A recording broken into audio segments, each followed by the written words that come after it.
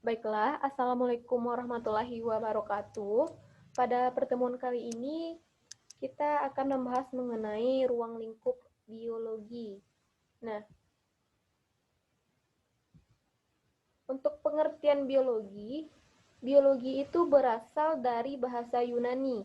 Nah, yaitu bios, yang artinya hidup atau kehidupan, sedangkan logos, yaitu ilmu pengetahuan. Nah, jadi biologi itu merupakan ilmu yang mempelajari makhluk hidup dan kehidupannya. Nah, untuk ruang lingkup biologi itu merupakan ilmu yang mempelajari segala sesuatu tentang makhluk hidup. Nah, adapun objek kajian biologinya yaitu yang pertama ada tingkat molekul. Nah, untuk tingkat molekul itu molekul adalah hasil persenyawaan atau gabungan dari beberapa unsur. Nah, yang kedua itu ada tingkat sel. Sel adalah unit terkecil penyusun tubuh makhluk hidup. Nah, yang ketiga ada tingkat jaringan. Jaringan itu kumpulan beberapa sel yang memiliki bentuk dan fungsi yang sama. Kemudian ada tingkat organ. Organ adalah kumpulan beberapa jaringan yang memiliki fungsi tertentu. Kemudian ada tingkat sistem organ. Sistem organ ini adalah sistem yang disusun oleh organ-organ yang saling berinteraksi dan melaksanakan fungsi di dalam tubuh. Nah, yang keenam ada tingkat individu. Nah, individu adalah makhluk hidup tunggal yang tinggal di suatu daerah. Kemudian ada tingkat populasi. Nah, populasi itu kumpulan individu sejenis yang berada pada waktu dan tempat yang sama. Kemudian tingkat ekosistem. Ekosistem itu adalah sekumpulan makhluk hidup dengan benda tak hidup dalam suatu kesatuan tempat hidup yang mempunyai hubungan timbal balik. Nah, dan yang terakhir itu adalah tingkat bioma. Bioma itu sekelompok hewan dan tumbuhan yang tinggal di suatu lokasi geografis tertentu yang mana wilayahnya jauh lebih luas jika dibandingkan dengan ekosistem. Nah, di sini kita dapat lihat gambarnya.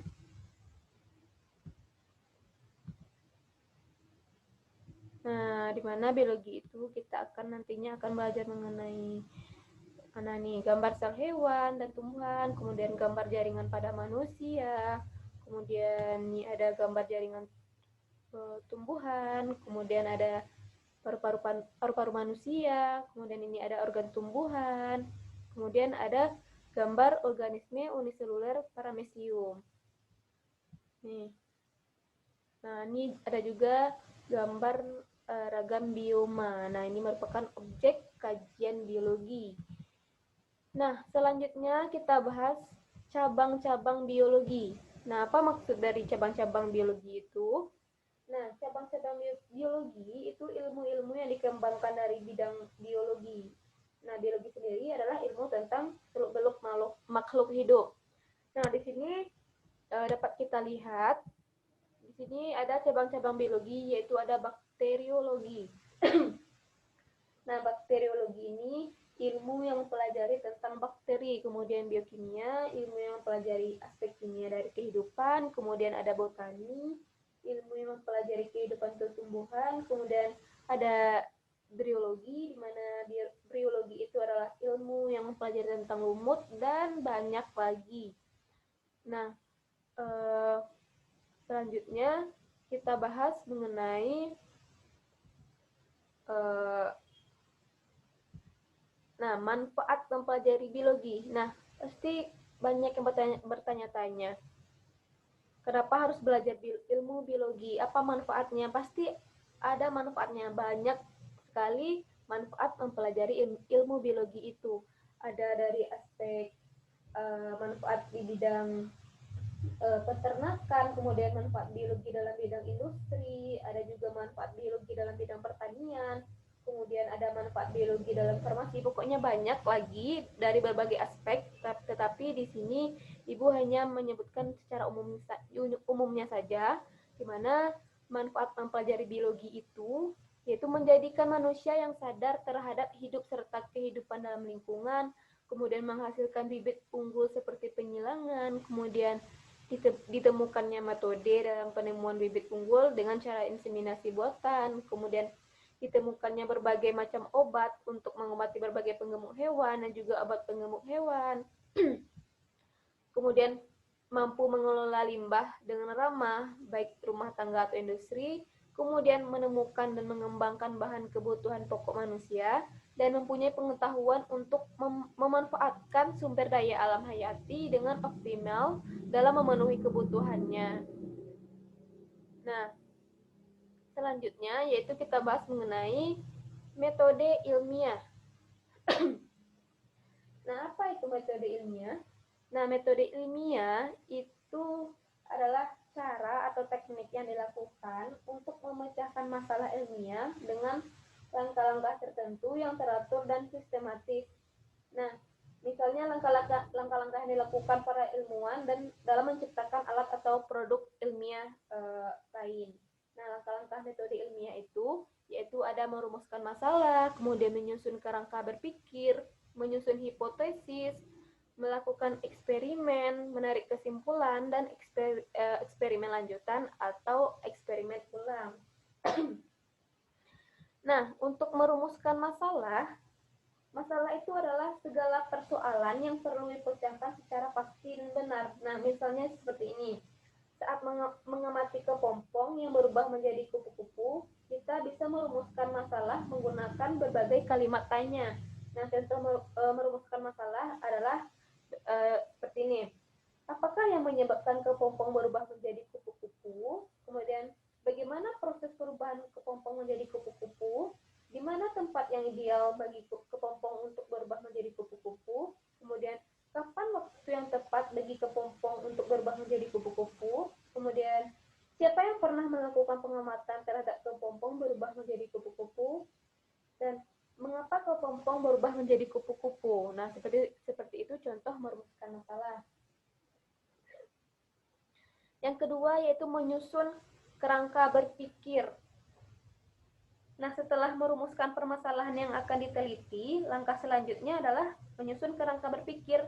Nah, dalam kegiatan ini yang dilakukan adalah mengumpulkan keterangan atau data yang berkaitan dengan masalah yang berguna untuk menemukan jawaban sementara terhadap masalah tersebut. Nah, data yang dikumpulkan itu dapat berupa hal-hal yang berkaitan dengan penelitian maupun hasil-hasil penelitian terdahulu mengenai masalah yang sama. Nah, selanjutnya langkah-langkah metode ilmiah yaitu menyusun hipotesis. Nah, hipotesis itu adalah jawaban sementara terhadap masalah dan fakta berdasarkan teori dan fakta yang ada. Nah, di dalam penelitian itu terdapat dua jenis hipotesis, ada hipotesis nol dan ada hipotesis alternatif. Kalau hipotesis nol itu adalah dugaan yang menyatakan tidak ada pengaruh antar variabel. Contohnya seperti ini. Jenis pohon tidak berpengaruh terhadap warna kupu-kupu yang dihasilkan. Sedangkan hipotesis alternatif adalah dugaan yang menyatakan terdapat pengaruh antar variabel. Nah, contohnya seperti ini, yaitu hipotesis alternatif adalah seperti jenis pohon tempat hidup kepompong berpengaruh terhadap warna kupu-kupu yang dihasilkan. Nah, begitu contoh dari menyusun hipotesis. Kemudian melakukan eksperimen. Untuk membuktikan kebenaran hipotesis yang telah kita buat, langkah selanjutnya itu kita melakukan eksperimen. Nah, eksperimen atau percobaan yang dilakukan akan menghasilkan data yang nantinya dapat diolah dan dianalisis. Nah, dari hasil pengolahan data tersebut dapat diketahui apakah hipotesis yang dibuat sesuai dengan hasil eksperimen atau tidak. Nah, yang selanjutnya yaitu kita menarik kesimpulan. Kesimpulan itu dibuat berdasarkan data-data yang kita peroleh dari hasil eksperimen. Nah, terdapat dua kemungkinan hasil eksperimen, yaitu menerima hipotesis nol, yang kedua yaitu menerima hipotesis alternatif. Nah, selanjutnya itu ada eksperimen lanjutan atau eksperimen ulang. Nah, kesimpulan yang diperoleh dari hasil eksperimen biasanya akan menimbulkan pertanyaan-pertanyaan baru. Nah, pertanyaan baru tersebut memerlukan eksperimen lanjutan untuk menjawabnya. Selain itu, orang lain bisa melakukan eksperimen ulang untuk membuktikan kebenarannya. Nah, setelah serangkaian langkah-langkah metode ilmiah tersebut dilakukan, hendaknya peneliti melaporkan hasil penelitiannya. Nah, pelaporan hasil penelitian ini berguna untuk mempublikasikan hasil percobaan dan dapat juga sebagai acuan oleh orang lain yang ingin melakukan percobaan yang sama. Nah, selain mengawasi metode ilmiah, para ilmuwan juga diharapkan mampu memiliki sikap ilmiah. Nah, melalui sikap ilmiah diharapkan terbentuk sikap bijak dengan makhluk hidup dan lingkungannya. Nah, begitu. Nah, itulah penjelasan mengenai metode ilmiah dan langkah-langkah metode ilmiah. Nah, selanjutnya itu adalah syarat-syarat metode ilmiah. Yaitu yang pertama di sini ada fakta. Fakta maksudnya adalah segala tahapan metode ilmiah itu harus tertangkap oleh akal manusia atau data keadaan nyata yang terbukti dan telah menjadi suatu kenyataan. Dan kemudian yang kedua yaitu ada tanpa prasangka. Nah, artinya setiap tahapan metode itu tahapan metode ilmiah memberikan hasil yang sesuai dengan keadaan dan tidak ada opini. Yang ketiga itu ada analitis. Setiap metode sebaiknya dipaparkan lebih detail agar setiap metode saling berhubungan. Kemudian metode ilmiah itu harus objektif, maksudnya dalam metode penelitian haruslah melibatkan pengukuran yang objektif tanpa dipengaruhi pandangan sendiri. Selanjutnya, sistematis. Sistematis ini maksudnya unsur-unsur yang terdapat dalam metode ilmiah itu harus tersusun dalam urutan yang logis. Kemudian ada konsisten, yaitu terdapat kesesuaian di antara unsur-unsurnya, misalnya tujuannya harus sesuai dengan rumusan masalah yang diajukan. Kemudian yang terakhir yaitu syarat-syarat metode ilmiah yaitu operasional. Untuk operasional, maksudnya metode ilmiah dapat menjelaskan bagaimana penelitian tersebut dilakukan. Nah, itulah penjelasan mengenai syarat-syarat metode ilmiah. Nah, selanjutnya prinsip keselamatan kerja di laboratorium. Nah, tata tertib di laboratorium. Dilarang mengambil atau membawa keluar alat-alat serta bahan dalam laboratorium tanpa seizin petugas laboratorium. Kemudian menggunakan alat dan bahan sesuai dengan petunjuk praktikum yang diberikan. Jangan melakukan eksperimen sebelum mengetahui informasi yang mengenai bahaya bahan-bahan kimia, alat-alat, dan cara pemakaiannya. Kemudian mengenali semua jenis peralatan keselamatan kerja dan letaknya untuk memudahkan pertolongan saat terjadi kecelakaan kerja. Kemudian di laboratorium silakan memakai jas untuk agar tidak terjadi kecelakaan kerja. Kemudian mengetahui cara pemakaian alat keselamatan kerja di laboratorium. Kemudian berhati-hati bila kerja dengan asam kuat, reagen korosif, serta reagen yang mudah terbakar. Kemudian jangan membuang sampah sembarangan, jangan membuang sampah di laboratorium, buanglah sampah pada tempatnya. Kemudian jangan bermain-main di dalam ruangan laboratorium, kemudian jangan merokok, makan, dan minum di laboratorium. Nah, ini merupakan simbol. Nah, seperti ini berarti mudah terbakar, contohnya itu ada alkohol, minyak tanah, natrium. Nah, jika kita terkena ini, maka sediakan lap basah jika terjadi kebakaran oleh minyak tanah atau alkohol. Nah, gunakan tabung pemadam kebakaran untuk memadamkan api. Nah, selanjutnya simbol ini berarti iritasi atau berbahaya, berbau tajam dan menyengat. Nah, contohnya itu pada uap bromin, amonia, asam sulfat, dan kloroform. Nah, cara penanganannya, nah saat kita menggunakan bahan ini, tutuplah hidung dan mulut dengan kain kasa dan lakukan di dalam lemari, muntahkan jika tercium bahan tersebut. Dan banyak lagi simbol yang harus kita pelajari. Nah, di sini dapat kita lihat seperti ada contohnya mudah meledak, contohnya itu campuran hidrogen dan oksigen. Nah, jika kita terkena, maka bahan-bahan yang mudah meledak apabila terkena gesekan, benturan, panas, atau kontak dengan api.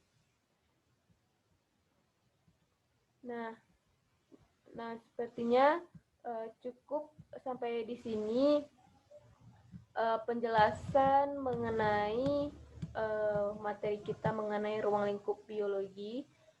Semoga semuanya dapat memahami dari ruang lingkup biologi ini, yaitu ada pengertian biologi, kemudian apa saja manfaat kita mempelajari ilmu biologi tersebut, kemudian metode ilmiah, kemudian bagaimana prinsip kerja keselamatan di laboratorium, dan semoga setelah diberikan penjelasan, Nanda semuanya dapat mengerti, paham, dan dapat mengaplikasikannya. Baiklah, itulah pertemuan kita mengenai ruang lingkup biologi. Diakhiri dengan wabillahi taufiq wal hidayah. Assalamualaikum warahmatullahi wabarakatuh.